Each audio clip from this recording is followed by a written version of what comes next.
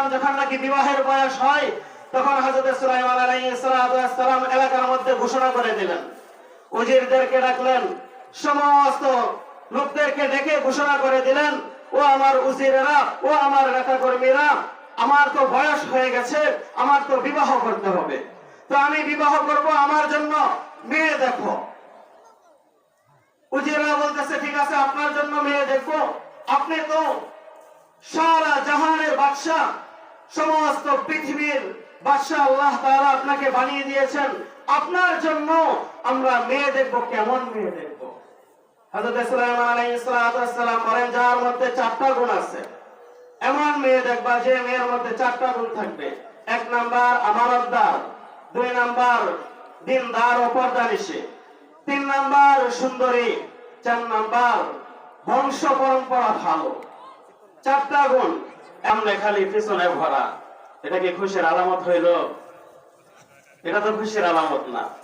আমরা জিকির করতে করতে লা ইলাহা ইল্লাল্লাহ জিকির করতে করতে সামনের দিকে একটু আগে আসি। লা ইলাহা ইল্লাল্লাহ, লা ইলাহা ইল্লাল্লাহ, লা ইলাহা ইল্লাল্লাহ। বিশাল একটা সূরা, অল্প একটু আয়াত তেলাওয়াত করেছে। ওয়ালা তামশি ফিল আরদি মারওয়াহা। আল্লাহ রাব্বুল আলামিন বলতেছেন যে, ও আমার ঈমানদার বান্দারা, তোমরা একটা কাজ করো না। কাজটা কি? দুনিয়ার মধ্যে যে চলাফেরা করবা, এই চলাফেরা করার সময় দম্ভ ভরে অহংকারের সাথে, হিংসা বিদ্বেষের সাথে চলাফেরা করিও না। যদি অহংকারের সাথে চলাফেরা করো, হিংসা বিদ্বেষের সাথে চলাফেরা করো, আমি আল্লাহ এটা পছন্দ করি না। তো আমরা একটা জিনিস নেওয়ার চেষ্টা করবো যে অহংকারের সাথে চলাফেরা করা যাবে না, অহংকার করা যাবে না, হিংসা করা যাবে না। যদি অহংকার করি, আল্লাহ রাব্বুল আলামিন আপনাকে আমাকে পছন্দ করবেন না। আল্লাহ রাব্বুল আলামিন এটাকে মুহাব্বত করেন না, এটাকে পছন্দ করেন না।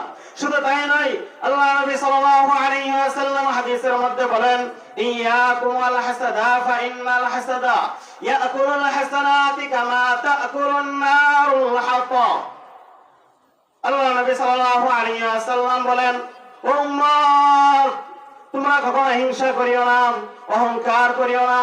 যদি অহংকার করো, হিংসা করো, এই অহংকার, এই হিংসা তোমাকে এমন ভাবে ধ্বংস করে দেয়, এমন ভাবে তোমার আমলগুলোকে নষ্ট করে দেয়, যেমনি ভাবে একটা শুকনো কাঠের মধ্যে যদি আগুন জ্বালায় দেওয়া হয়, এই জ্বালায় দেওয়ার সাথে সাথে আগুনটা যেমনি ভাবে শুকনা কাঠটাকে সাথে সাথে পুড়ে ছাই করে দেয়, ঠিক তেমনি ভাবে যে নাকি অহংকার করবে, যে নাকি হিংসা করবে, আল্লাহ নবী সাল্লাল্লাহু আলাইহি ওয়াসাল্লাম বলেন, এই অহংকার করার কারণে, হিংসা করার কারণে তার যে আমলগুলো আছে, তার ওই আমলগুলো সম্পূর্ণভাবে ধ্বংস হয়ে যায়। নাউযুবিল্লাহ।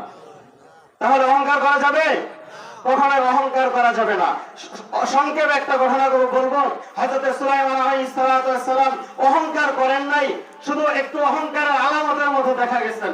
হযরত সুলাইমান আলাইহিস সালাম যখন নাকি বিবাহের বয়স হয় তখন হযরত সুলাইমান আলাইহিস সালাম এলাকার মধ্যে ঘোষণা করে দিলেন, উজিরদেরকে ডাকলেন, সমস্ত লোকদেরকে ডেকে ঘোষণা করে দিলেন, ও আমার উজিরেরা, ও আমার নেতাকর্মীরা, আমার তো বয়স হয়ে গেছে, আমার তো বিবাহ করতে হবে, তো আমি বিবাহ করব, আমার জন্য মেয়ে দেখো। উজিররা বলতেছে, ঠিক আছে, আপনার জন্য মেয়ে দেখবো, আপনি তো সারা জাহানের বাদশা, সমস্ত পৃথিবীর বাদশা আল্লাহ তাআলা আপনাকে বানিয়ে দিয়েছেন, আপনার জন্য আমরা মেয়ে দেখবো, কেমন মেয়ে দেখবো? হযরত সুলাইমান আলাইহিস সালাম বলেন, যার মধ্যে 4টা গুণ আছে এমন মেয়ে দেখবা যে মেয়ের মধ্যে 4টা গুণ থাকবে। 1 নাম্বার আমানতদার, 2 নাম্বার দিনদার ও পর্দানিশী, 3 নাম্বার সুন্দরী, 4 নাম্বার বংশ পরম্পরা ভালো। 4টা গুণ। 1 নাম্বার আমানতদার, আমানত ঠিক আছে। 2 নাম্বার পর্দানিশী, যে নাকি পর্দা করে। মহিলা মাদ্রাসা, এটা কি মাদ্রাসা? মাহফিল, মহিলা মাদ্রাসার মাহফিল। পর্দার বিষয়ে আলোচনা করতেছি না, তারপরে একটু বলি। আল্লাহ নবী সাল্লাল্লাহু আলাইহি ওয়াসাল্লামের হাদিসের মধ্যে আছে, যার স্ত্রী, যার কন্যা পর্দা করে না। অনেক ওয়াজির আছে বউয়ে পর্দা করে না, অনেক আলেম আছে আলেমের বউয়ে পর্দা করে না, অনেক মসজিদের সভাপতি দেখবেন সভাপতির বউয়ে পর্দা করে না, মসজিদের ক্যাশিয়ারের বউয়ে পর্দা করে না, সেক্রেটারির বউয়ে পর্দা করে না, অনেক মুসল্লি আছে দেখবেন মুসল্লির বউয়ে পর্দা করে না, অনেক ভাই আছে তাদের বোনেরা পর্দা করে না, অনেক বাবা আছে তার কন্যা পর্দা করে না। আল্লাহর কসম, বাবা জানা যায় নবীর হাদিস, আল্লাহ নবী সাল্লাল্লাহু আলাইহি ওয়াসাল্লামের ঘোষণা, আল্লাহ নবী সাল্লাল্লাহু আলাইহি ওয়াসাল্লাম বলেন, যার কন্যা পর্দা করবে না, যার মা পর্দা করবে না, যার স্ত্রী পর্দা করবে না, যার বোন পর্দা করবে না, কাল কিয়ামতের ময়দানে আল্লাহ রাসূল সাল্লাল্লাহু আলাইহি ওয়াসাল্লাম বলেন, তার কপালের মধ্যে লেখা উঠবে দাইয়ুস। বলেন নাউযুবিল্লাহ। কি লেখা উঠবে? দাইয়ুস মানে জাহান্নামী। যে পর্দা করবে না তার জন্য বাবা জাহান্নামী হবে, বোন পর্দা করে না ভাই জাহান্নামী হবে, স্ত্রী পর্দা করে না স্বামী জাহান্নামী হবে। এই জাহান্নাম থেকে যদি বাঁচতে চাই কন্যাদেরকে মহিলা মাদ্রাসায় দিতে হবে, দিতে হবে কিনা? বর্তমান জামানায় স্কুল কলেজের বিরুদ্ধে বলতেছি না, বর্তমান জামানায় স্কুল কলেজে যদি দেন পর্দা তো থাকেই না, বরঞ্চ আরো যে কারণে দিচ্ছেন আর চাইতে আরো বেশি হয়ে গেছে, ঠিক না? এই জন্য কন্যাদেরকে স্কুল কলেজে না পাঠাইয়া মাদ্রাসায় পাঠাইবেন, পর্দানিশী হবে, আমানতদার হবে, দিনদার হবে, তাহলে ফায়দা হবে আপনার। কাল কিয়ামতের ময়দানে আপনার আমার কপালে এই দাইয়ুস লেখাটা উঠবে না। এই দাইয়ুস থেকে বাঁচতে পারবো, জাহান্নামের আগুন থেকে বাঁচতে পারবো। তো সুলাইমান আলাইহিস সালাম বলেন যে এই চারটা গুণ যদি থাকে তাহলে এমন মেয়েকে বিবাহ করব। কথা বলতেছিলাম অহংকার নিয়ে। তো যদি 4 গুণ ওয়ালা হয় বিবাহ করবেন, এই ঘোষণা দেওয়ার পরে এক জেলের মেয়ে সুলাইমান আলাইহিস সালামের কাছে পত্র পাঠাইলেন যে সুলাইমান বাদশা, আমার মধ্যে তো সবকিছুই আছে, শুধু একটা নাই। কি নাই? জেলের মেয়ে। কি নাই?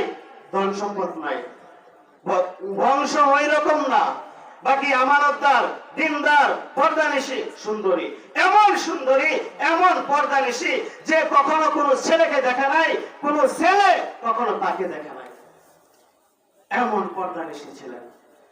তো সুলাইমান আলাইহিস সালামের কাছে যখন নাকি পত্র গেল, সুলাইমান আলাইহিস সালামের উজির বলতেছেন, বাদশা আপনার কাছে যে পত্র এসেছে এই পত্রটা একটা জেলের মেয়ের, জেলের মেয়ে আপনার কাছে বিবাহের প্রস্তাব পাঠিয়েছে।